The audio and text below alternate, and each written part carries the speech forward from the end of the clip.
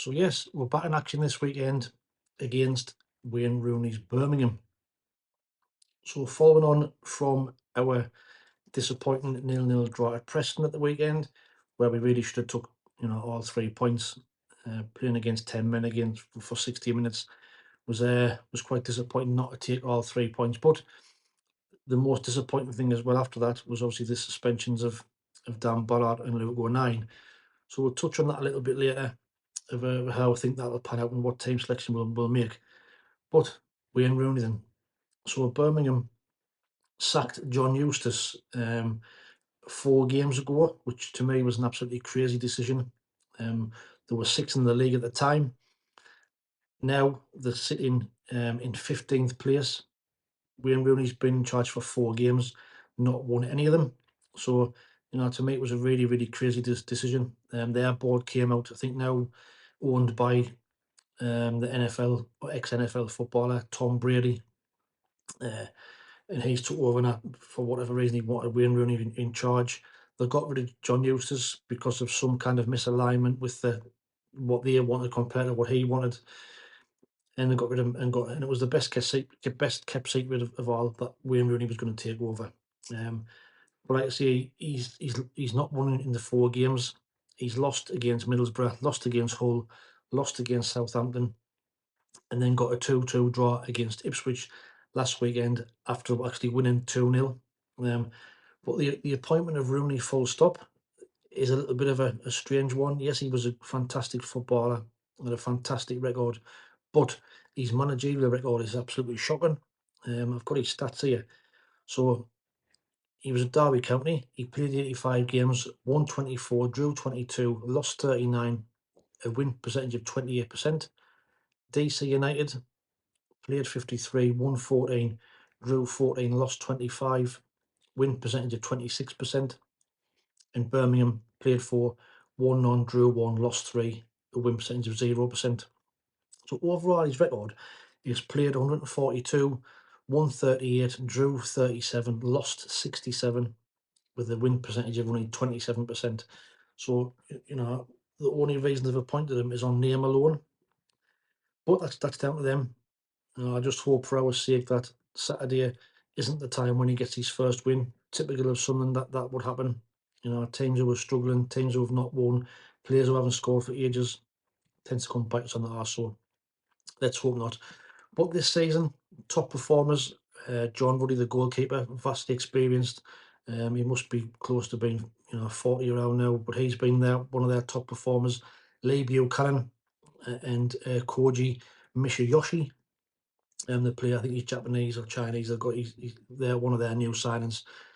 Top goal scorers is Gia Stansfield, who's got 5 goals, and I'm gutted we actually missed out on him, because since he went there, he settled in really well and he's scoring goals for fun.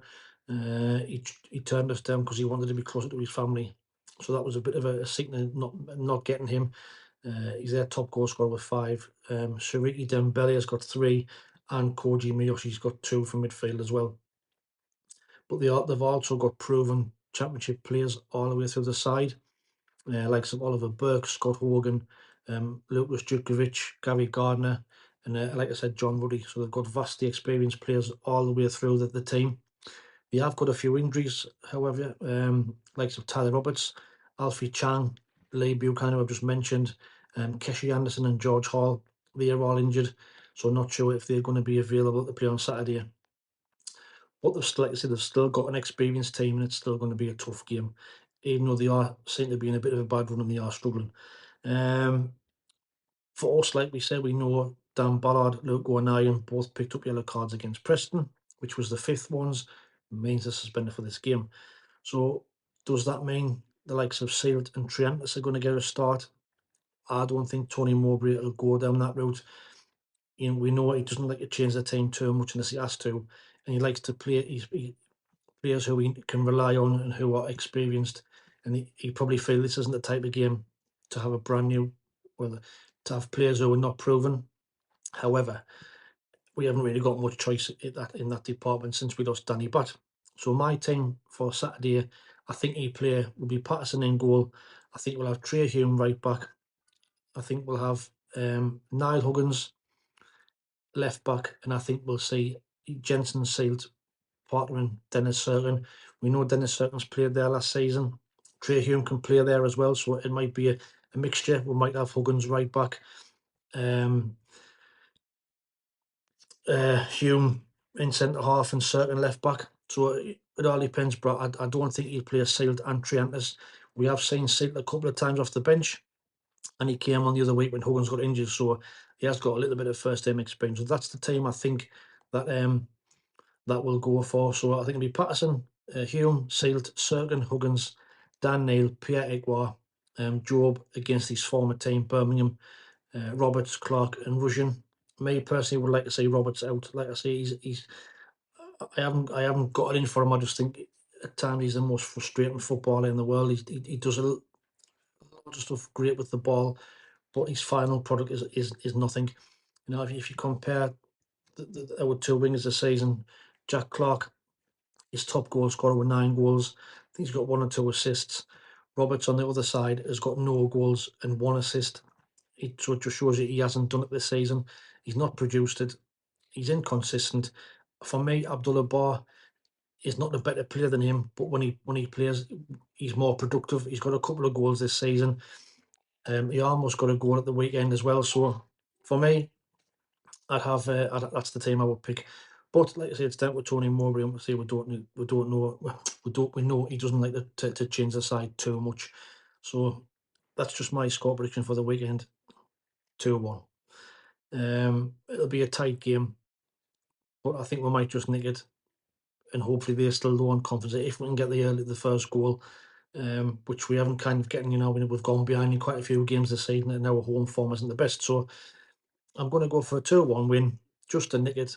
But don't forget to get your score predictions in the comments below, for the chance to win the SAFC shirt. Also, it's the final game in the shirt giveaway for Real Madrid. For the total goals for the previous 4 games. This is the final game. So after this game, whoever's winning or whoever's won, we'll get your details. If it's a draw, like I said, we'll draw your names out of a hat, and then that's how the winner will be decided. But don't forget, please like, share, and subscribe if you don't mind. It'd be great to try and grow the channel. As always, thanks for watching. Take it easy, stay safe, and we'll speak soon. Ta-ra.